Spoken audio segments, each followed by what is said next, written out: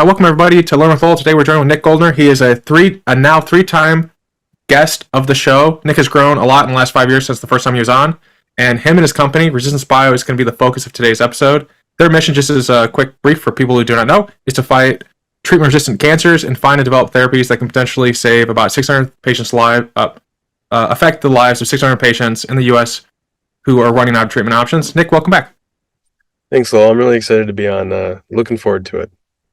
Yes. Now, 600,000, I rounded up. It's like you have like a very like science, like 592 or something like that. What is the effect of that? Like, is it 600,000 people that are now essentially terminal and they have like X number of years left, or what's the practicality of like 600,000? Yeah. So when we think about cancer death, there's about 610, maybe a little bit more, thousand patients who die of cancer every single year. And about 90% of these patients, so close to like 547,000 of them, are dying because of treatment-resistant cancer. And so the drugs that they have available to them, the options that are, available to them, just no longer work. And so the only option to them is to pass away. So then, it's been 3 years since last we spoke. You have a bunch of new programs. Well, seemingly new from my standpoint. What is the significance of ENCER, or how do you say it? ENCER or whatever. Actually, how do you say it? And then what's the significance in affecting the 600,000? Yeah, so what we do is we really focus on helping pharmaceutical companies understand their therapeutic pipeline. So how it typically works is you have a drug company, they've got tons of drugs, and what they're trying to figure out is which therapies are going to work the best, the longest, in the right patient population. And so when we look at the failure rate in clinical trials, so once you get a drug from the lab and you're like, okay, I've got enough confidence, it works in cells, it works in organoids, it works in mice, rats, dogs, etc. Now I want to move into the clinic. And so that translation rate, basically, from going to discovery and in the lab to the clinic, only about 3% of all drugs that make it to clinical trials will ultimately get approved in the cancer space. And so that's a huge failure rate, right? And so what we do is we help these pharma companies identify which drugs are going to have the highest likelihood of approval, so that they can prioritize compounds that are going to save patients rather than prioritize compounds that may or may not work. And so ENCER stands for Environmental Cellular Reprogramming. And it's a way for us to essentially take treatment-naive cancer cells or cancer cells that have been immortalized by ResistanceBIO, other labs. And what we do is we change the environment that these cells are in over a long period of time. And this environmental change is kind of confined to a couple of things. The first thing is the environmental signals that are actually being sent to these cells to grow. The second thing is the dose response. So how the drug is actually seeing the particular therapy, the particular cancer type. And then the last thing is, what is the environment itself, that allows these cancers to be resistant. So there's a lot of three-dimensionality that you see. So in a patient, you have a big tumor, you want to repeat that big tumor, you want to make sure that there's a gradient of drug that actually gets in, you want to be able to make sure that these cancer cells are seeing human, growth factors rather than what they typically see in the lab, which is cow growth factors, cow serum, and plastic, two things that don't really exist in patients. And so we try to address for these systemic errors in preclinical discovery that prevent us from increasing that approval rate from 3% to something closer to what we see in anti-infectives, which is almost 20 to 25%. Is it something that would put us on the path to having more cures for cancers? It seems like we'd have a much more fundamental understanding, like how cancers change, why they're coming back, and all these other things with it. Yeah. So, we think of cancer as a fairly mature industry just because of how many drugs we have that are out there that can actually treat cancer to some degree. But what I've learned over the course of my time, it's that very much like, intro to chemistry, when we were trying to figure out what does an atom look like. We had all these different fundamental models of what atoms look like, and yet it wasn't until we came upon the real model of what an atom looks like, the nucleus with the electrons and the different layers of electrons, that we were able to create chemistry that enabled all the technology that we're working with today. At any point in this conversation, if you find value in it, please subscribe. It is hugely beneficial, and it tells Google and everyone out there that this is content worth watching. Thank you for everyone thus far who has commented, liked, subscribed, and told their friends. And so that's the same thing that we're in with cancer. People have an evolving understanding of what the cancer model actually looks like, what cell types are important, what factors are important in terms of how the cancers evolve and adapt and change, and how they grow in different environments within the body. Yeah. Do we know why cancers come back? Like, why is it that like some cancers, like skin cancer, can be cured, but then like some other ones will just come back in like 5 to 10 years? Yeah, so those are the resistance mechanisms. That's what we study. So we think of cancer as a kind of static disease. It doesn't really change very much. But what we've learned over time, and what has become very apparent in the academic community and the academic medicine community, is that the cancer drugs that we use directly affect how these cancers evolve and adapt. They can change their DNA. They can change their metabolism. They can go dormant, for instance, and become stem-like in that sense. And so they're very resistant to different therapeutic modalities trying to kill them. And so when we think about recurrence or relapse, it's because we haven't killed 100% of the cancer. Whenever you look at that bottle of hand sanitizer, it's like 99.999% effective. It's that 0.001% that isn't being killed by the immune system, that isn't being killed by the drug. And when the right environmental factors are present, maybe you're sick, maybe you have surgery, maybe it's just been long enough that these cells then start to grow again. And so that's really why recurrence occurs, is that you haven't killed off the entirety of the tumor, or those mutations become present in a different tissue and in a different origin site that ultimately results in cancer. Do you think, for you personally, would you rather focus on getting to that 100%, or is it better to focus on targeting and treating, and just accept the fact that like if we live longer, we're most likely. I think I was reading this recently that as men, if we live long enough, we will either die with prostate cancer or we'll die from prostate cancer. Like, well, so it's just like, yeah, of those two bifurcations, which path do you think would make more sense? So I mean, like the goal should always be curative outcomes, right? Where we kill 100% of the cancer. I think what's difficult is that evolution and adaptation are core features of who we are as human beings and who we are as biological organisms, and cancer is really just the result of evolution kind of gone awry. And so my hope is that we'll be able to cure cancer, but I think a step towards curing it is turning it from an acute disease, which will kill you in a few years to a few months, to turning it to a chronic disease where you pass away from something else, like a heart attack, or you're just old. But ultimately, the goal is always to cure, and anything that you can do in the interim to turn it into something chronic is always a win. Are you familiar with Michael Levin's work? A little bit, yeah. Yeah, I asked him why is it that cancers are immortal when they come from mortal cells, and he was like, I think you're asking the question wrong. Why is it that why are cells mortal? And like something that he suggests is that the organism, even from like all the way down to the cells and even lower inside the cell, they all are influencing how they work together.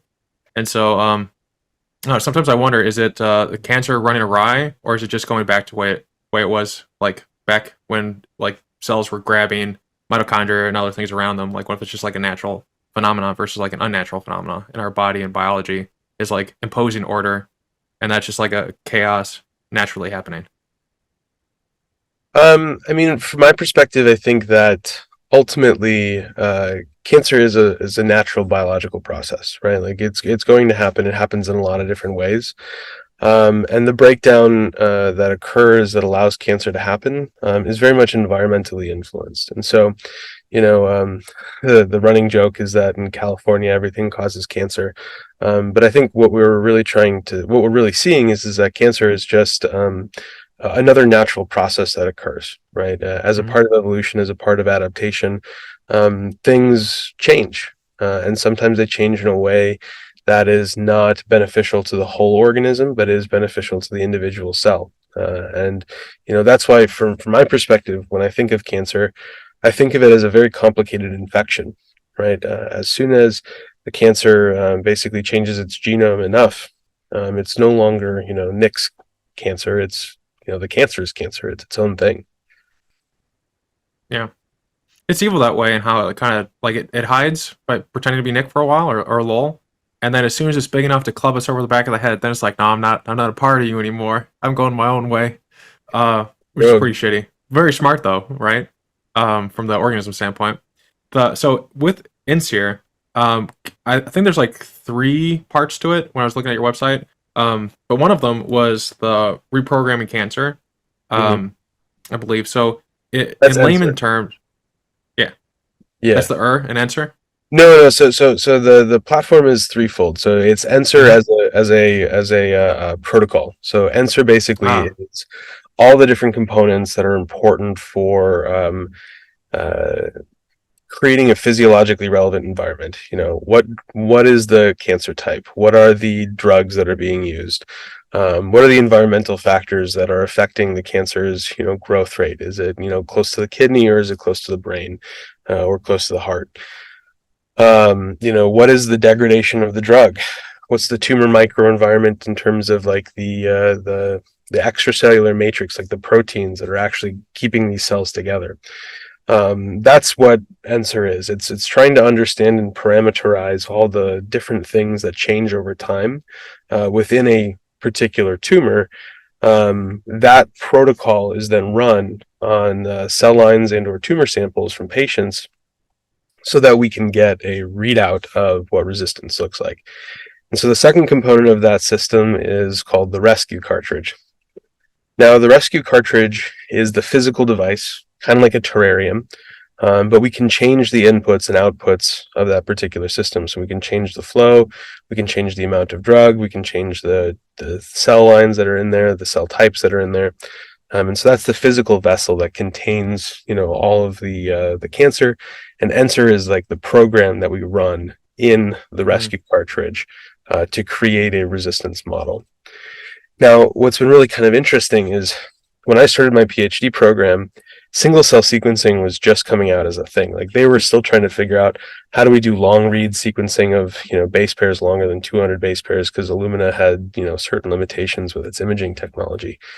And so I kind of grew up scientifically in this kind of golden age of analysis technology of living biology. And so what we've been able to do is, apply this kind of Moore's law, so to speak, of ever advancing technology to understand biology to these cancer cells. So before we were looking at bulk sequencing, we would take hundreds or millions of cells, and then we would chop up their DNA and say, what's the average of the cancer's genetic makeup? But now what we're able to do is actually, get down to the single cell level, look at individual cells and even individual chromosomes in some cases when it comes to, image analysis, where we can actually stain for particular mutations and see if there's co-locations of these mutations within the same cell. And so as we get more data and as the data becomes more rich, we're actually able to analyze and understand these resistance mechanisms to a higher degree. But that also increases the complexity of the data that we have to analyze. And that's where the bioinformatics and resistance rank really comes in. And so you can think of resistance rank very much like PageRank for Google's ad searches, right? You type in Facebook and you get a social media site.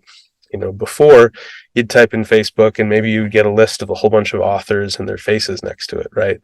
And so for us, it's about how do we measure the weight of the changes that occur between these different cells and between the different mutations and between the different biological processes, so we can understand the core underpinnings of what resistance is and how to control it or prevent it from occurring, so that you can develop curative cancer therapies, or at the very least cancer therapies that result in chronic response, so that the patient dies of something else besides the cancer.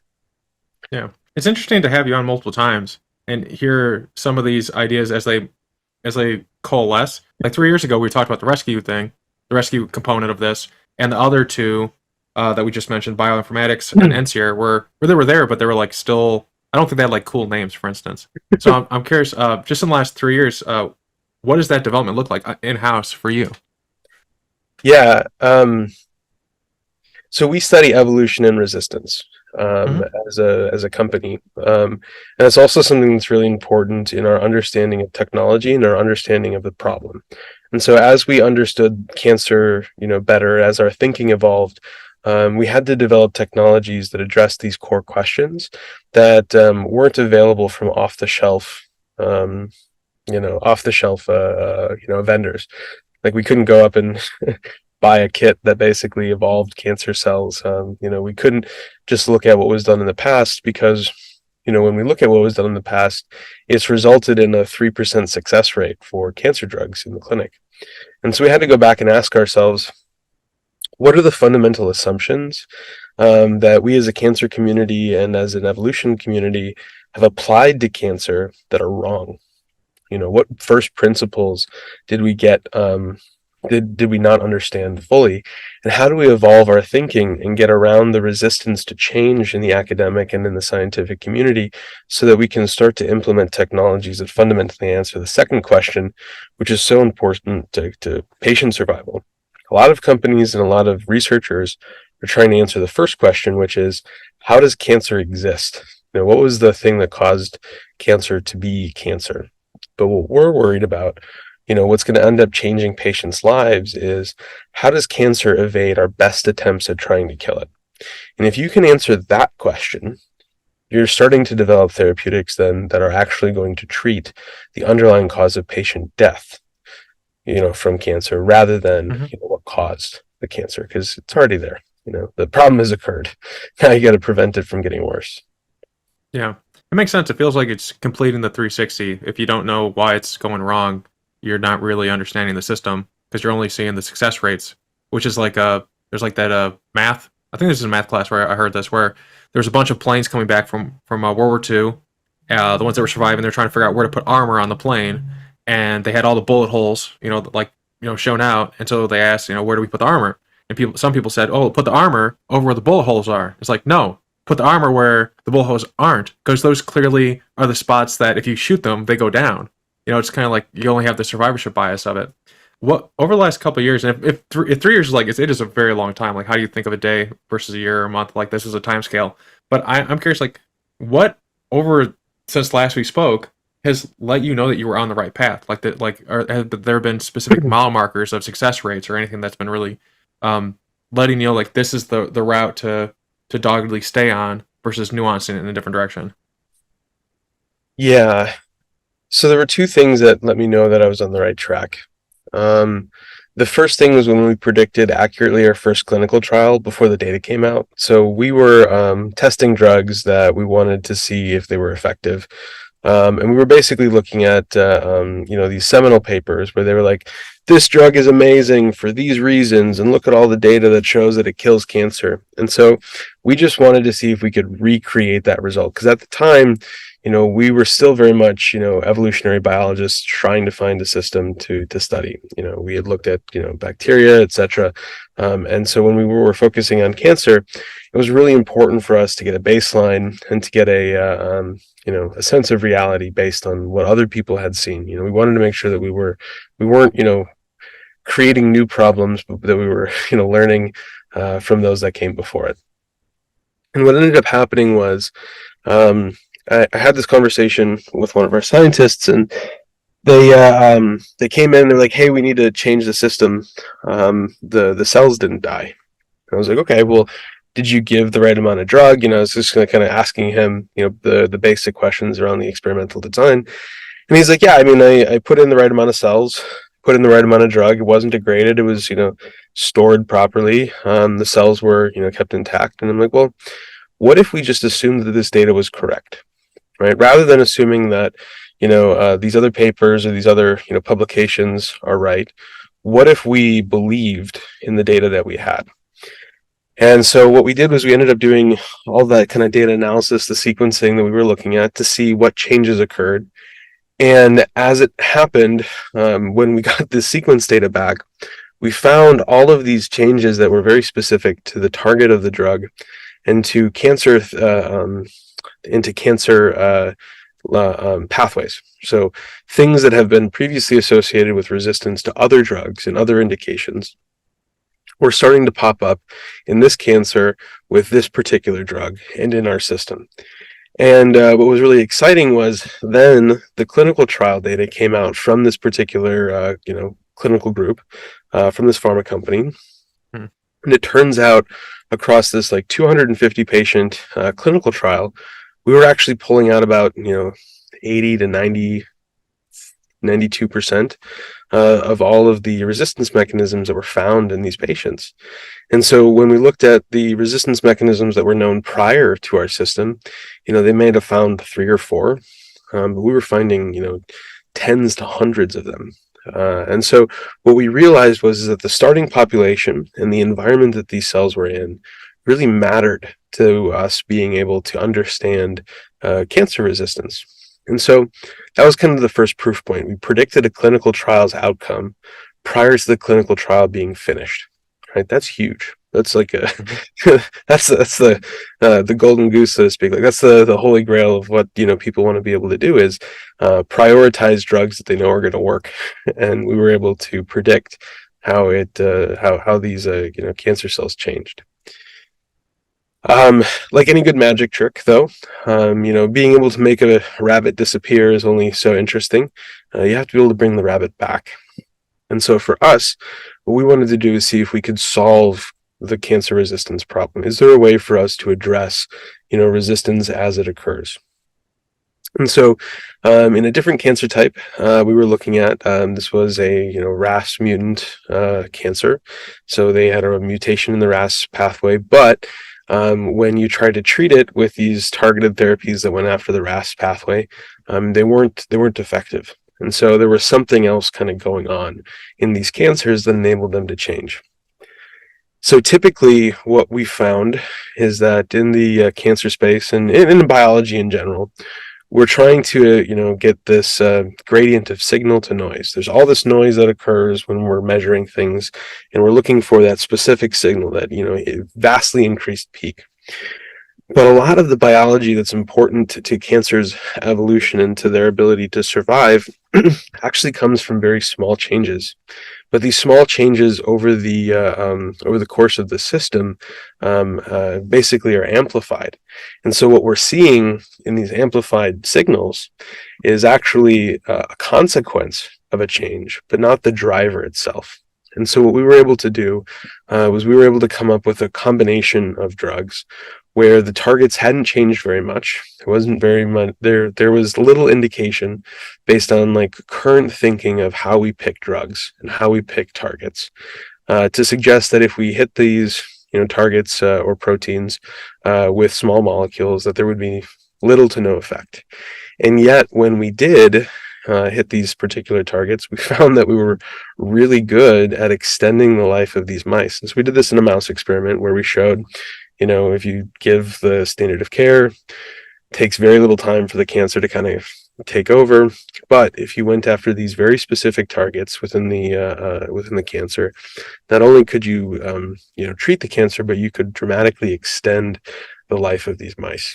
And that was kind of the second point for us, which was we were able to make the rabbit disappear, find all the problems, and we were able to pull the rabbit back out of the hat and be able to actually solve the problem that we had tried to address.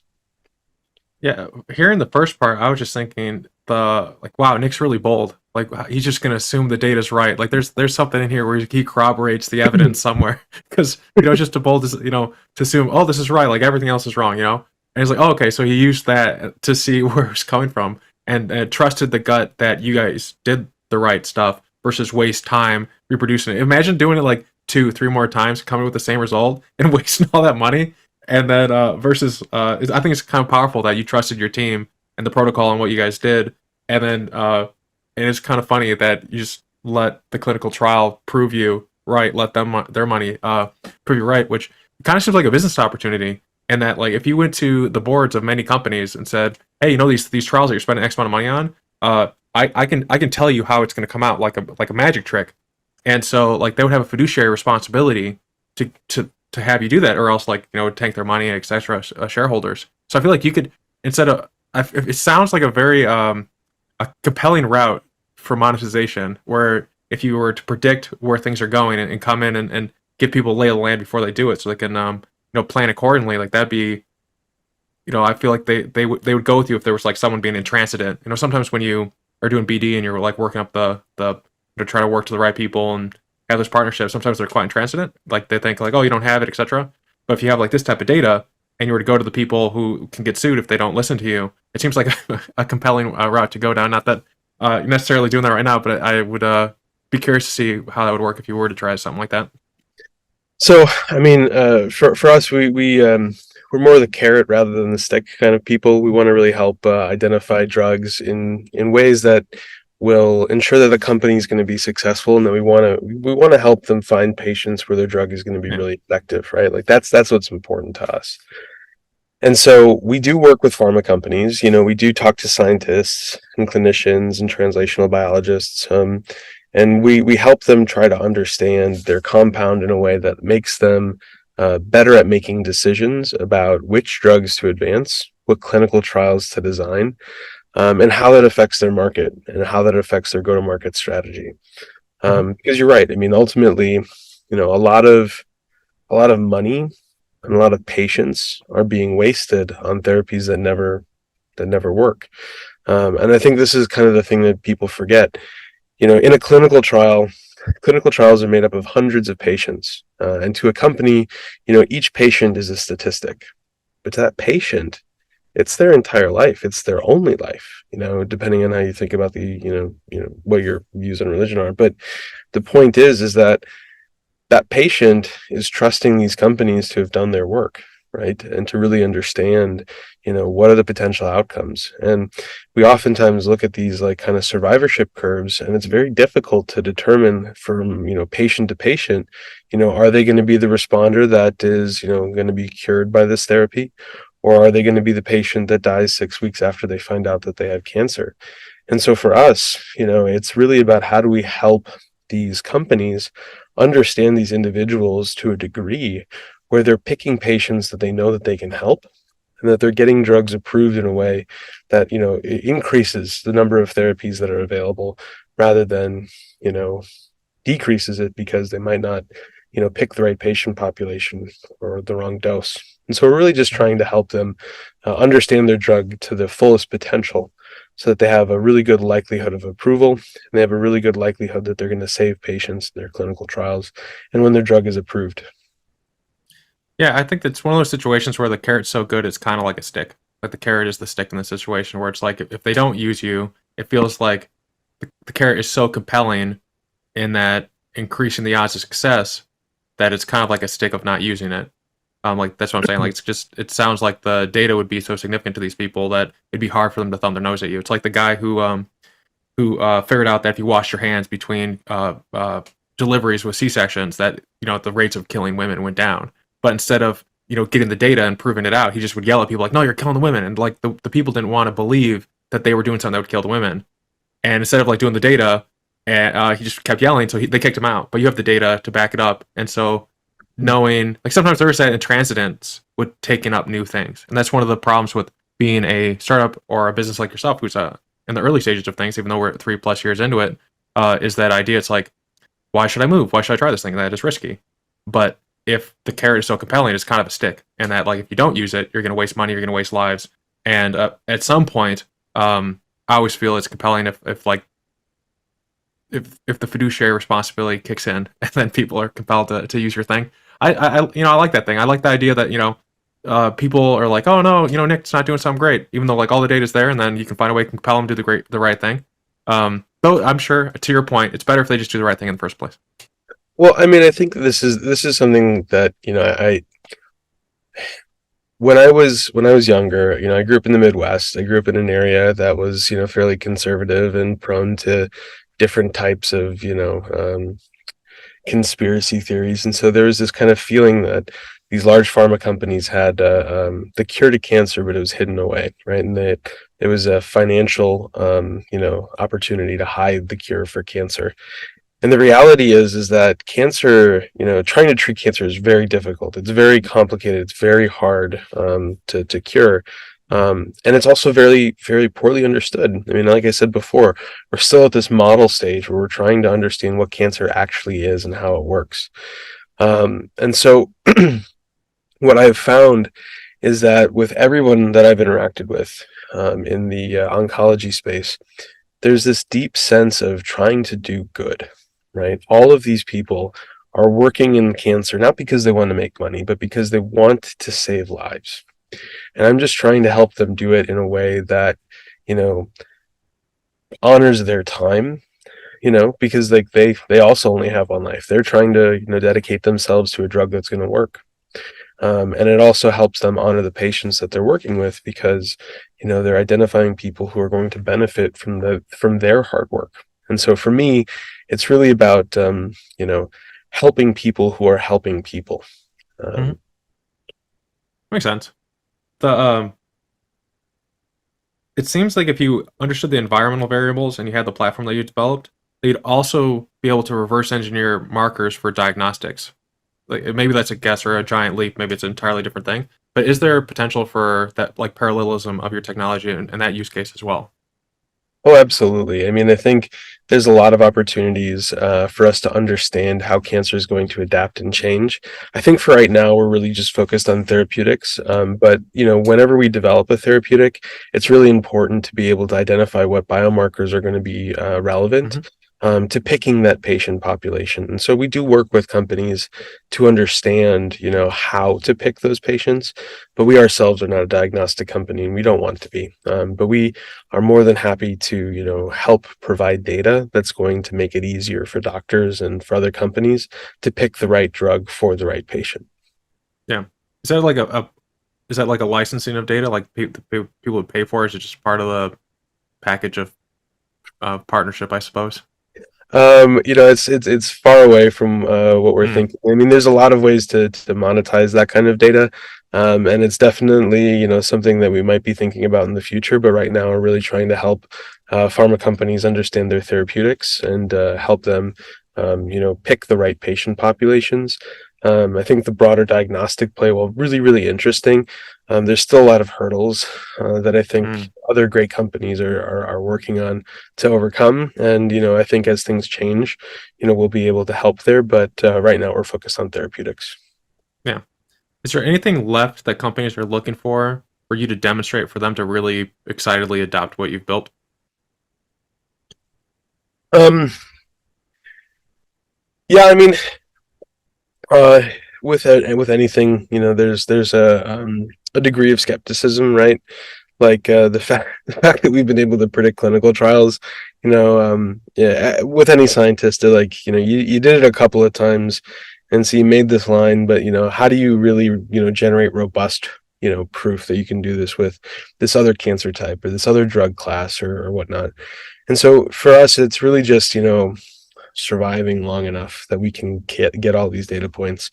And eventually we might want to, do a prospective clinical trial where we're, actually looking at patients, trying to modify which patients get which drugs based on our predictions. But until we have enough robust data, I think that's going to be a little far away. We have been able to, do backdating or not backdating, retrospective analysis in some cases where we have drugs that are already approved, and we're able to show, okay, these resistance mechanisms are real, and this is when you saw it, this is when it changed. But for us, especially with the therapeutics that we're trying to develop, the proof will be in, how these clinical trials shape up in these prospective studies. And so we're working with companies right now to figure out what those prospective studies look like so that they can get their drugs approved in the right patients. Is it possible for what you've built? It seems like my guess would be that you'd be able to somewhat speed things along, and that if you understand the pathways, the resistance pathways, the dosage, all these different things, that it eliminates some gray areas of unknown that happens through the different clinical trials that necessarily have to be tested out as you're developing them.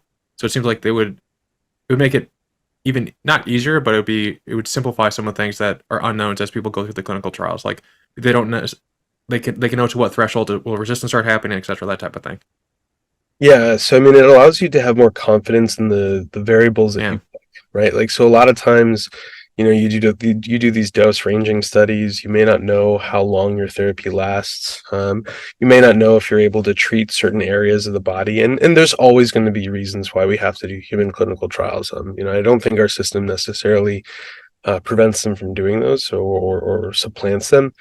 But what it does is it gives companies and scientists more confidence that when they choose a dose or when they choose a patient population, they're doing it with the most information that they possibly can have, given the state of the technology today, to really ensure that they're picking, patients and drugs and doses that work for these Mhm. patients and that work better. Yeah. Yeah. Is it possible to like if there was clinical trials that failed to then look at the clinical trials and understand why it failed? Yeah. Yeah, I mean, we've already started looking at some drugs that have had those failures, and it's been pretty straightforward for us to understand why.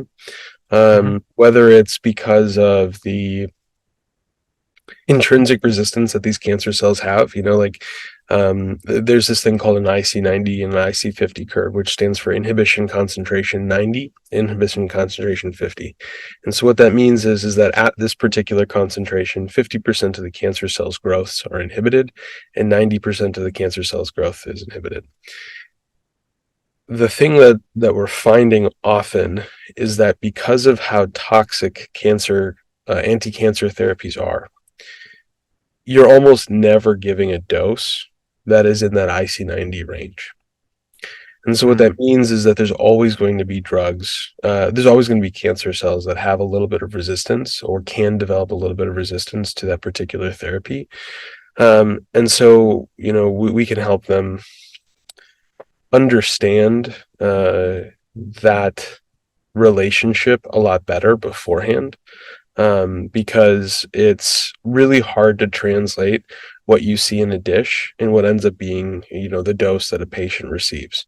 And so, that's something that we've been able to, identify and help with so that, if a drug is going to be really toxic or, the amount of drug that you need in order for the drug to be effective is just out of line with what you can give to a patient, it's a way for you to prioritize better drugs or prioritize changing the chemistry to make sure that the drug is more effective. Yeah, I kind of want to like take like a collections plate and like send you on a vacation or something because I think you're like too close to this. It sounds like to me, it's like when like sometimes when you hear someone talk about something, they're like, oh yeah, I climbed a mountain yesterday and I fought a jaguar and I saved a kid's life, and you're just like, wow, this person, like it's like no sense of the cool stuff they're doing, like the stuff that you're talking about, like the difference between 50 and 90, and all, like that's really significant what you're building from my standpoint. What I'm hearing, it just feels really exciting what you've made.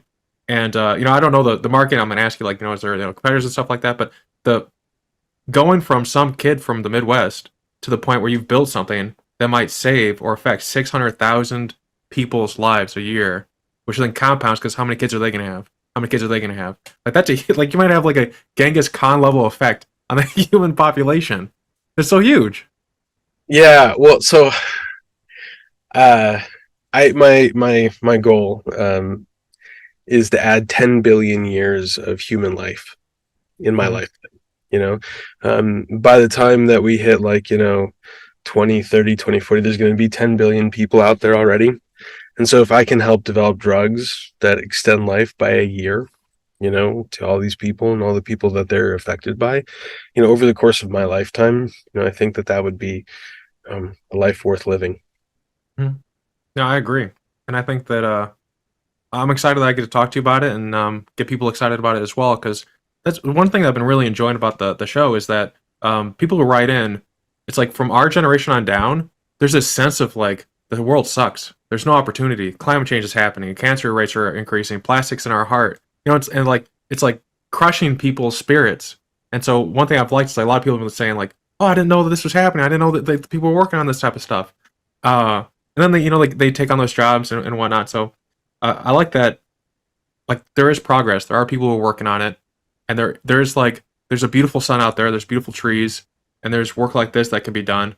Where I mean, I imagine like the team that you're working on is working with on this is pretty pretty jazzed every day. Like there are days where it's like, can we get some coffee? You know, I'm like really stressed out or whatever. But when you can affect that level of, when you have that level of impact, you know, like, and you talk to your investors and you talk to like different people, like, granted, I'm sure like there's some overlap, right? Like they worked at previous companies that like were going to affect a lot of people and stuff. So maybe it's like less exciting. But I would hope that there's just like a level of like kineticness when you talk about like a new discovery or a new outcome or a new thing that you're trying, where like everyone's just a little, like I just imagine like a bunch of just like jazz nerds, you know, like running around like building these things, or at least that's what I hope for. You know, if you're any indication, I assume that there's someone in that way. Um, and if not, like I don't know, I'll send you guys some coffee. But No, I've been up since like 4 this morning, and I've had like my fourth espresso double shot with mm, oat milk because apparently cows are bad. I don't know. I actually, cows are delicious. no, I know. The first time I ever had oat milk, I was like, "This is dumb," and now it's like my favorite thing in coffee. I don't know what happened. Maybe I just Mm. moved to California and got too granola for the for Yeah, you got to the. come back. You got to come back. You know, California has happy cows, but they won't let you eat them. So, but they're so happy because they won't be eaten. Uh, but oh, it's a weird tip that I recently heard. If you have a headache, and if you take the headache medicine with caffeine, it juices it. That's Oh what I yeah, mean. that's what Okay, Excedrin. well, it's scientist. Yeah, I don't know. Well, no, I mean, Knowledge. I get headaches a lot because of all the caffeine that I drink, and then I stop Mm. drinking caffeine, and it's like you need more. And so like I was looking at the bottle of Excedrin, and Excedrin's like a pain reliever plus caffeine, and it's like, gosh, they figured this out a long time ago. Yeah, yeah. But the I don't want to get too distracted because I know you're excited to talk about more of what you're working on. The I saw that you were looking for someone, and I even wrote it down because one thing I always like to highlight is when someone's looking to hire someone, you're looking for a 3D cell culture scientist. So if there's a person out there we're going to talk about it, and if it's something that's exciting, they can apply. But what will this person do, and how do they fit into this big overarching vision that you have for what you're working on? Yeah, so the rescue cartridge is really based on three-dimensional cell culture, Mm-hmm. right? And so we've made a couple of iterations to the platform and a couple of iterations to the system, and really the thing that we're bumping up against is scale. And so we're looking for somebody who can really like develop a smaller device that makes it cheaper for us to run these experiments with a higher degree of translatability. And so, Mm-hmm. our system works really great as is, but it takes a lot of time and it's very resource intense. I liken it to, the winemaking process. The there's a difference between grapes that are grown on the side of a mountain and grapes that are grown in flat lands where you can just get a machine and kind of go through and pick all the grapes and then put them in a truck. And what we're up against right now is that most of what we're doing is very labor intense. The device itself works, but we're trying to find a way to automate it and make it a little bit more efficient so that we can do more of the science and do more of the data analysis that running the system constantly would allow us to do. And so it's looking for somebody who can really help scale a system that is already fairly robust. Have you I know for people listening, I think I read a study where when someone looks at a job posting and they see all the things they're looking for, men will, if they have 50% of the qualifications, will apply. Women will do it if they have 80% of the qualifications if they apply. Are there, so for people out there, just like homogenize it down, are there key experiences that you think would translate well in particular? So if someone's like, oh, like I'm in cell ag and I've done this type of thing and I've not done cancer research, maybe I can translate that in. Because I think that that study just seems really sad that like that one's like being over over like focusing on competency and stuff like that. So what are some of like the really key things that they would need to have like experience in? Yeah. So 3D cell culture with Mhm. cancer.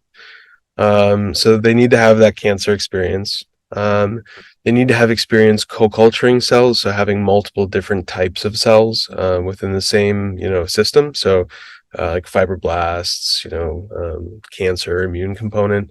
The immune component is the really exciting one for us. I think the other thing that's going to be important is I know that we're switching from a larger system to a smaller system, so that they have any experience, with microfluidic devices, Hmm. kind of combining that three-dimensional cell culture with the microfluidics, with the co-culture. That's really where we're going to have somebody that shines. Um, Cancer, again, it's very important that they study cancer because it's just such a unique thing. And cancer cell culture is just very, it can be very finicky, especially when you're not using the traditional methods of growing cancer, because we're changing, what the environment is, we're changing the media, all of that stuff affects how cancer is grown. So it's very important that they have that experience. Yeah, I would think that like if it's such a deviation, then that there's a lot of like cell egg companies, for instance. I've been reading a lot about this. Ahmed Khan, check out his newsletter. But I've been reading a lot about this, and so there's a lot of directors who have microfluidic scaling of cell cultures, and yes, it's not cancer, but if it's totally new and they have a PhD, I feel like if they knew how to do the scalability thing, and then you already had a team of cancer understanding folks, as the technical term, like maybe there could be like a cross pollination there. But also understand like you're working with cancer, and like you said, it's very complicated. Yeah, I mean, there's definitely an opportunity for that person. I think, as the company grows, there's going to be more specialization in the device versus the media versus the three dimensionality versus the co-culture.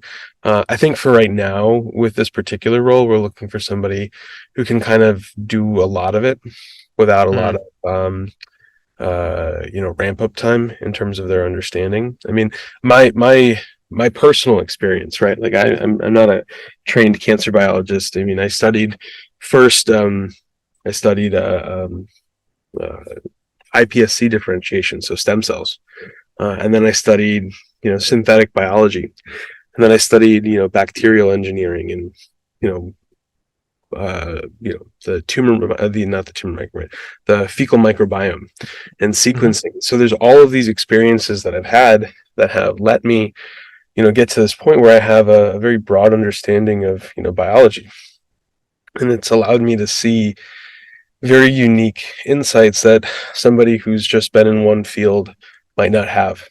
Right? I've been able to kind of coalesce a lot of information into a very specific way that's enabled us to have the advances that we've had. And so, if there's somebody who has, kind of a similar experience to me and is really just eager to learn and eager to do anything that they can to experiment and try, I think that's somebody that I'd love to meet. Yeah. Uh, the doers is Hmm. just as important as, the thinkers, and oftentimes more so because, the thinkers can think up a cool thing, but if they can't make it, it's not really useful. Yeah. Yeah. The so someone wrote in, and I'm sorry I didn't write down your name. So, but how does ENCER models differ from CRISPR organoids? If you comment below, I'll credit you. But how does ENCER models differ from CRISPR organoids and animal models in terms of simulating resistance pathways? Yeah, that's a really great question. So, if we assume that Lowell, you like wine, and we assume that nobody would call grape juice and vodka wine, that's basically the big difference. So CRISPR is an amazing tool. I want to be really, really clear. CRISPR is great at engineering new biology.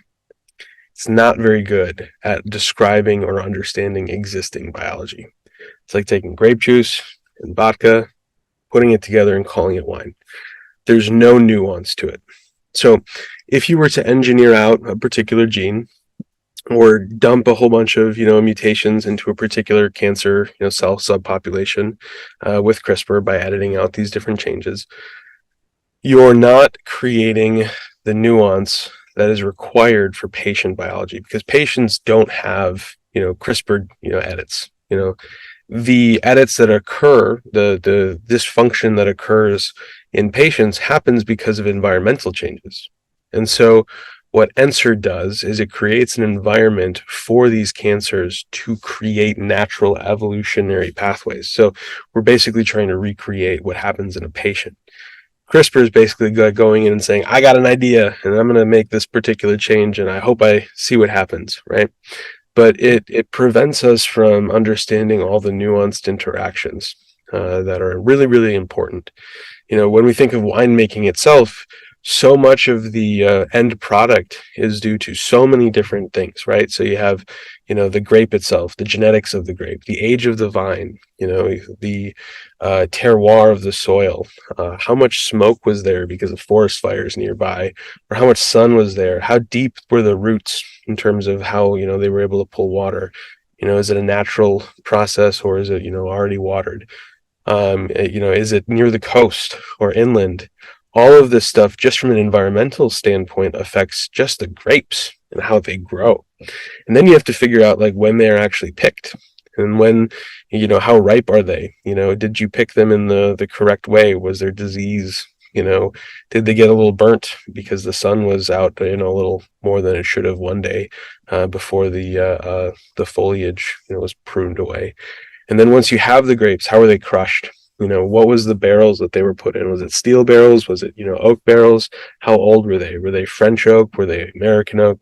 All of these things matter to the end product of that wine, how long it aged even. And so, we try to create these shortcuts, and these shortcuts produce an inferior product, and they make it harder to understand that nuance and that interconnection between all of these different really important components to the resistance mechanisms that arise. I mean, we think about, how we've been able to identify diseases and develop therapeutics, and we've kind of gone past the era where single changes and simple, targets are easy to find because they've already been found. A lot of them have already been found. And so now what we have to understand is how these different changes affect, not at like a 2-dimensional level or 3-dimensional level, but at like a 9-dimensional level. And that's much more complex than just a simple CRISPR modification. Now when we think about organoids do add complexity. They make a change that's really important. But the problem is that you're controlling the environment too much. And so a great way to think about this is, Wnt signaling. So Wnt signaling is really important in many cases for creating these organoids. It helps with 3-dimensionality. But because you're overexpressing this signal to create a artificial structure that cancer may or may not make, right? We don't really know how cancer self-assembles and forms and does all this stuff. There's a lot of active research being done to do that, characterization. And so if you're overexpressing or overabundantly like forcing a particular molecule to be there, you don't allow for deviance. You don't allow for natural processes where as that molecule, ebbs, the cells change. And so if you're not allowing for that nuanced, environmental alteration, you're preventing natural occurrences from occurring. You're preventing natural changes that would result in resistance from being there. Mice are the same thing. I don't know a single person that's got mouse blood running through their veins, and mice have their own signal factors and their own, microenvironment that basically can affect human cancers. And this is why, so many times we read stories and headlines where it's like, mouse is cured of cancer, and then she goes into patients and then no one has any effect on it, or it's too toxic, because mice are very different, and that environment that mice create for these cancers is very different from the environments that happen in people. And so it's really, really important to try to mimic what happens in people, and that's what ENCER is: environmental cellular reprogramming, using the environment of cancer in patients to reprogram the cells so that they become resistant to a therapy like it would in a patient. Mm-hmm. I think you answered their follow-up question, which is like, what are the limitations of the other models that ENCER addresses and ENCER addresses, and I think you tied it there on the end. So, person who wrote in, great question. Assume you got Nick excited. I got excited. Thank you. Yes. I hit it out of the park. I guess what's left to develop? We talked about scalability a second ago. You always kind of you can kind of guess based on what people are hiring for, what they're what they're building. A lot of times, if I'm ever Yeah. like really curious, or when I have someone on, I'll look at what they're building. I wish people would share tax returns. So I had no more, but so when I have nonprofits, I ask for tax returns, and one nonprofit got very angry when I when I asked for them, but I won't name them. But what's left to do? Is there anything anyone listening can help you with? Oh gosh. I think that there's a lot of complexity that we're trying to add into the system, and people try to add complexity for complexity's sake because they think it makes it more realistic or they think it makes it cooler. But I think one component that I would love to be able to model more effectively is the immune system. So we know, for instance, that the immune system plays a key role in how cancer responds. And there's a lot of companies out there developing, immune therapies or, immuno-oncology therapies that are trying to harness the immune system's natural ability to prevent cancer. Because, like, in our bodies right now, there's cancer forming, right? Whether it ultimately becomes cancer and we have to get treated or not, there are aberrant cells right now in all of our bodies that are, growing and adapting and changing in a way that's not what it should be. And our immune system is doing its job to kill and modify and control those cells. And so one of my favorite immune cells are NK cells, mostly because it sounds like Nick and that's my name, and I'm egotistical sometimes. Yeah. But NK cells are really cool because they're these natural killer cells, right? They naturally try to find and kill cancer. And the biggest problem with any system right now is that the immune component is really hard to maintain. So there's a lot of companies developing CAR T therapies. There's a lot of companies, trying to, take a patient's immune system, grow it up in a dish, modify it genetically, then put it back in a patient so that it kills, the tumor. And there's a lot of successes. There's a lot of great successes, but there's a lot of resistance that still occurs. These cancer cells are still very resistant to these different immune components. There's this kind of term: is it a hot tumor? Is it a cold tumor? Hot tumor has a lot of immune activity. Cold tumor has very little. And so, being able to turn a cold tumor hot is a huge area of research. That's also a huge area of resistance. Like, the fact that it's a cold tumor means that it's resistant to the immune system. And that's something that we want to be able to show and understand and study.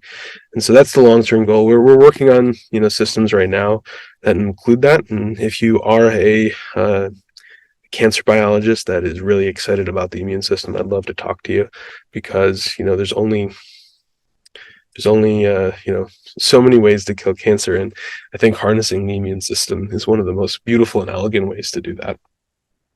Yeah, the immune system has spent the last 2 billion years being evolved. It is crazy how intricate the immune system is. And as someone who's read multiple textbooks on the immune system for a variety of reasons that Nick's aware of, but we don't know the immune system as well as we should.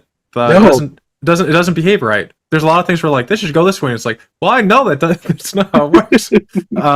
So there's it's a great frontier there, I think. But it's for people who aren't sure, because I think it's like, imagine like Normandy Beach. Like, everyone can imagine like Saving Private Ryan, where it's like you got the mortars, you have all these different things. I guess a better analogy is like, imagine a really well-run city, a big city. You have the police, you have medical staff, you have researchers like Nick, startups, all these different, like, this whole ecosystem, and that's your immune system every day. And then when people get sick, like once a year, a couple times a year, or whatever, and they're like really miserable about it, and it's like your body was just massacring so many things every second of every day, and they don't get a day off. Like, they don't get like they don't get a siesta. Like, they're always working. Like, it's so cool that we have like this robust line of defense.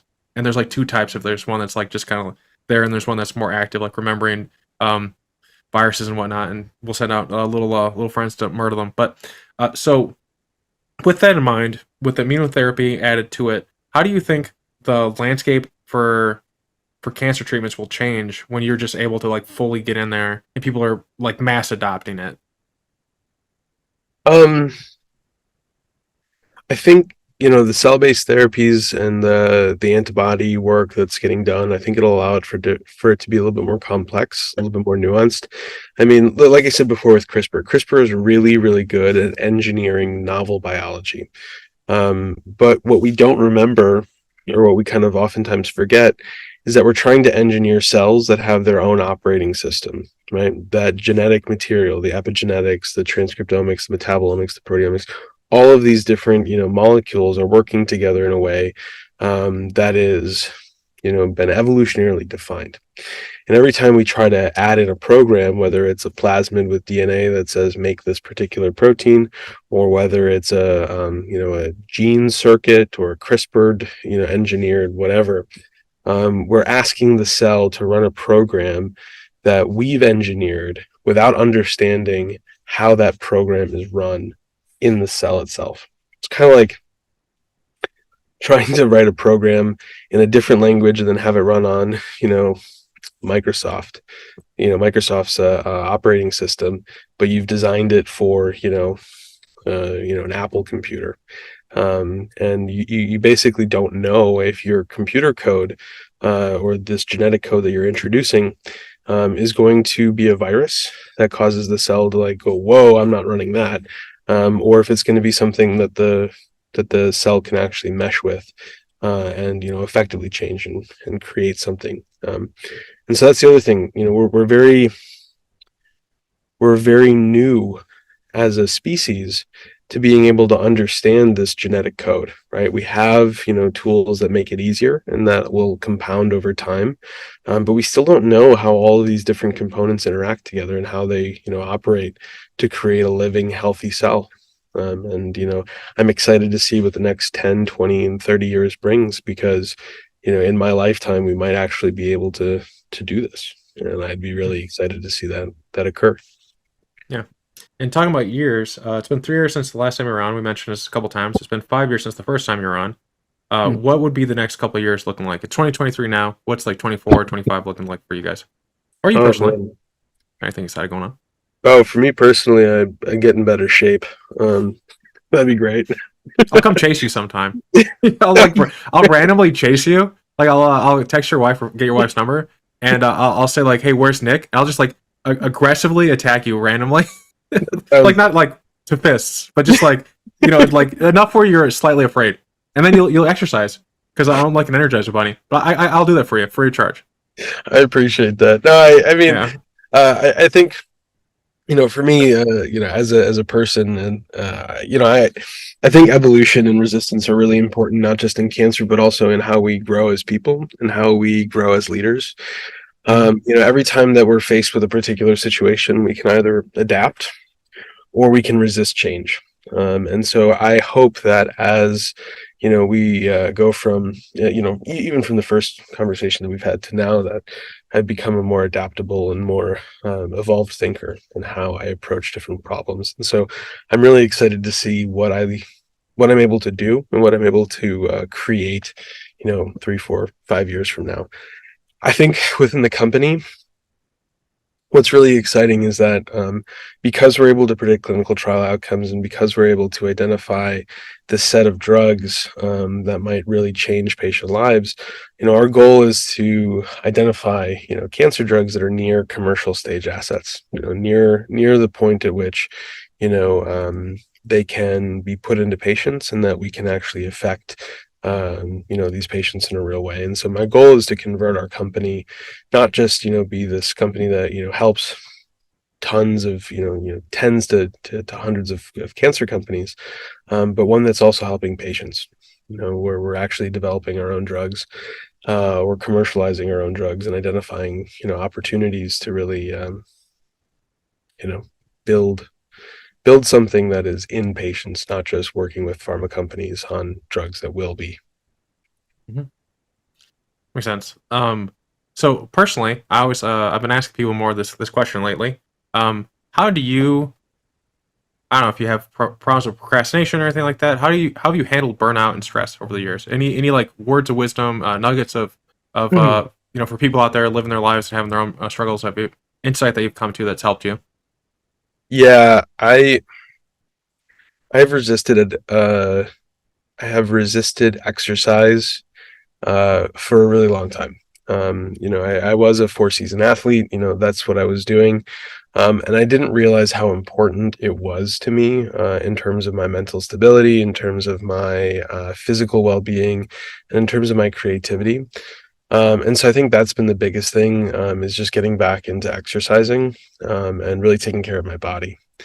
I think the other thing that has been really helpful in getting me out of my own way, is art. When I was in grad school, and even when I was, in college and high school, I had this view of art as being something, soft and, not quantifiable or not worth my time.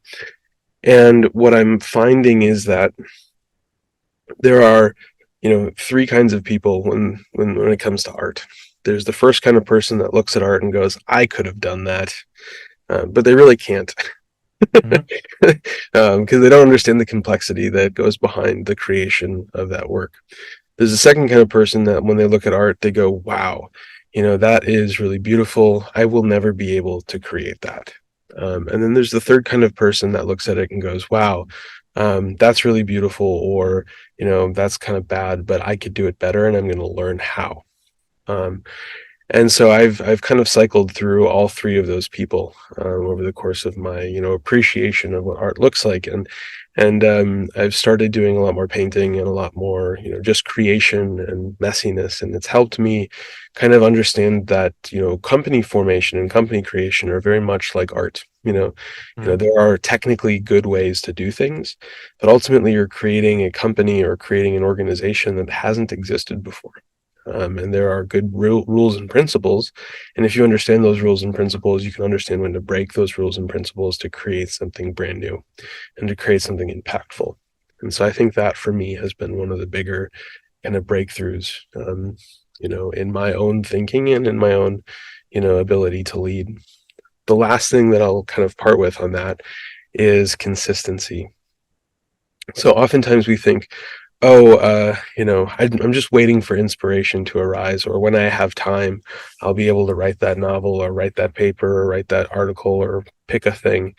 And what I found is that if you consistently create time and space to do that work, and you just don't give yourself excuses, that creativity comes much more regularly, and the improvement of the work that you create also, goes up pretty drastically.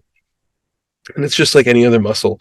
If you stop doing something for a while, you atrophy quite a bit, and you have to keep building that up. And so consistency is really important, not only for yourself, but also for your work product and also for your team, because you want to make sure that you're presenting something that's going to effectively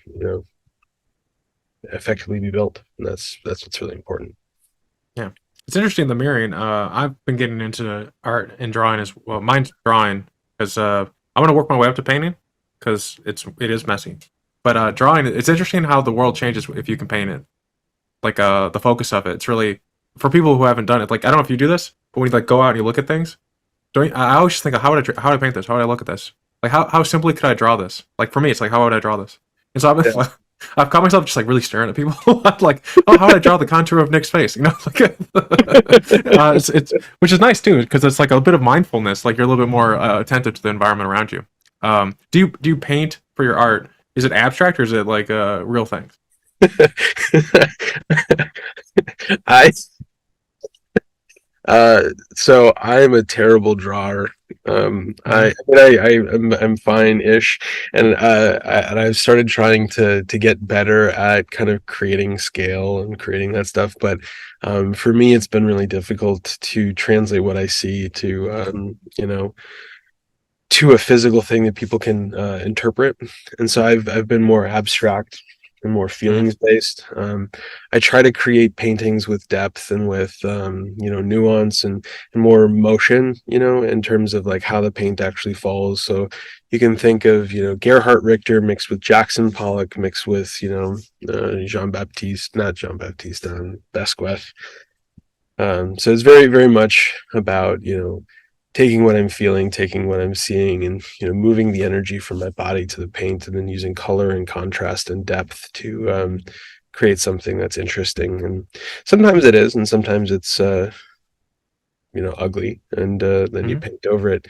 But that's part of the process, and that's part of the joy that I have is that it's never exactly what you expected it to be, but it's always something interesting. Yeah. There's I think at Target or somewhere, you can get these little tiny easels. They're this big, Hmm. like really small. I think it'd be interesting if you were to paint on one every day for like a year, and it was just like your emotional state. Like just try to capture that. Like what would it feel like to be Nick today, and and then you can put that up somewhere. Like life as a CEO of a biotechnology company. Just the emotions. I don't know. I could see that as an art installation. There'd be a lot of black. A lot of black.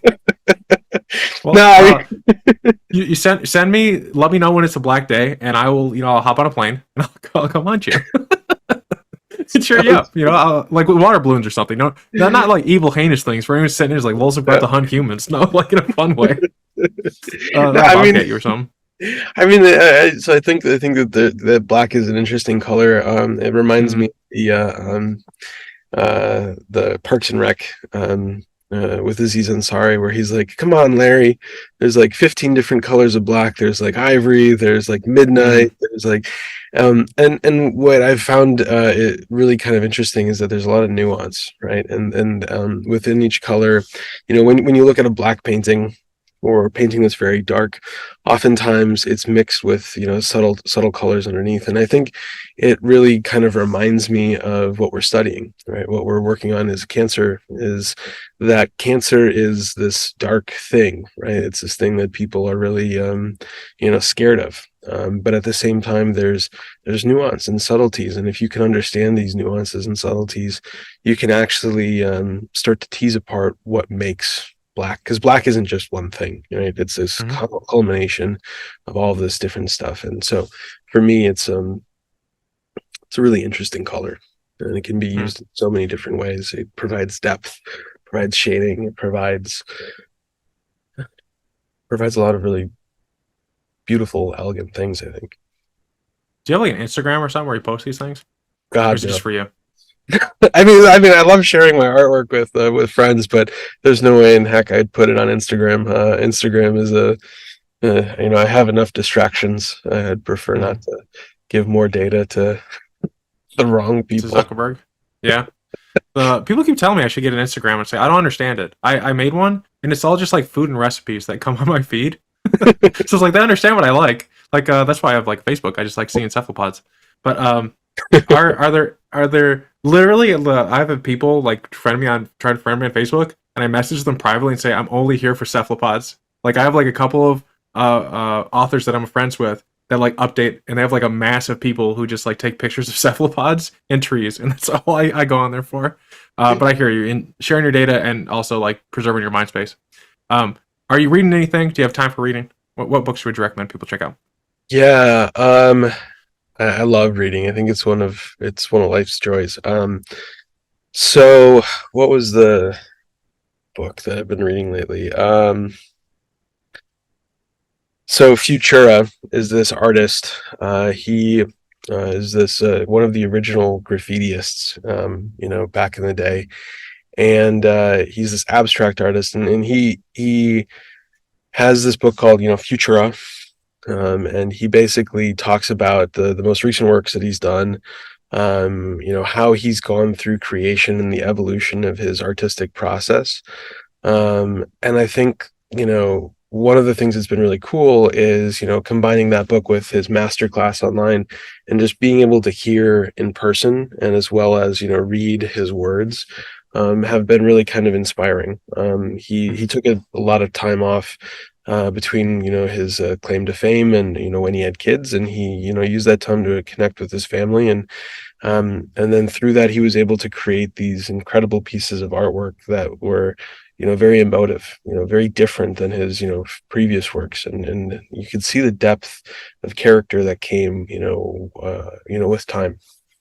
So I think Yeah. that was probably one of the best ones. And then I also just like reading, um, you know, uh, sci-fi stuff. And so I've been rereading the Ender series because it's just a fun one. Mm-hmm. It's a good one. Also, Foundation. Foundation is the other good book series. It's very long. They've got an Apple TV show on it now, but I've been a big fan of that for a while. Yeah. The best part of the Apple TV show, as it relates to the books, is the Emperor, the three Mhm. emperors. like that's the best part of it. The rest is a little. Like, it's not as I don't know. People always say this joke, but like not as faithful of an adaptation because the books are just so compelling. They're really good. Yeah. What happens in them? No spoiler. Like a lot of interesting things happen. A lot of predictive things. It's interesting that you like the Foundation since there's psychohistory where you predict stuff. So that makes sense.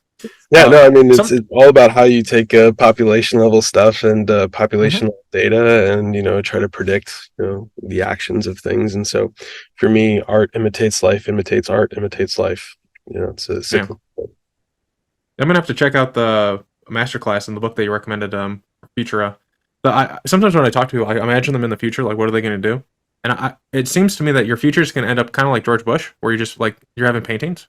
Like you go from like being a leader of something, and then I think you just make paintings. And you're from the Midwest, like very conservative area. He's from Texas, so you move back to St. Louis, and you just make your impressionist art, and you sell it, and people are like, "Oh, that's that guy." No, I think I'd be more like Paul Allen. He had this massive art collection, but I think for me, the thing that I really want to focus on is resistance art. The art of protest and the art of change. I think that there's a lot of my own personal history in, my ancestry. They fled genocide and on both sides to come to the United States, and I think that there's an opportunity, if I'm successful, to help people, get out of really terrible situations and be able to express in art the way that, in a way that can connect with, more people on how to actually address this, human suffering. And so for me, it's about doing something a little bit bigger, not just my own art, but helping artists, get to a place of safety where they can really share, what's going on and in their home countries and hometowns. Yeah, that sounds much more noble than the joke I was going with. I've been actually thinking about this one a lot. So, resistance art. Yeah, I recently had a lady on who had a TV show. No, she made a movie where a guy was just like a graffitier, and police like basically brutalized him to death. And then during the making of the movie, the police tried shutting her down as well. But gosh. Yeah, I don't know. There's something in that. I'll have to show you that movie. I think it'd probably be something you'd enjoy, like the resistance of it, like the ability to make a mark as like people try and like stamp you out. Yeah.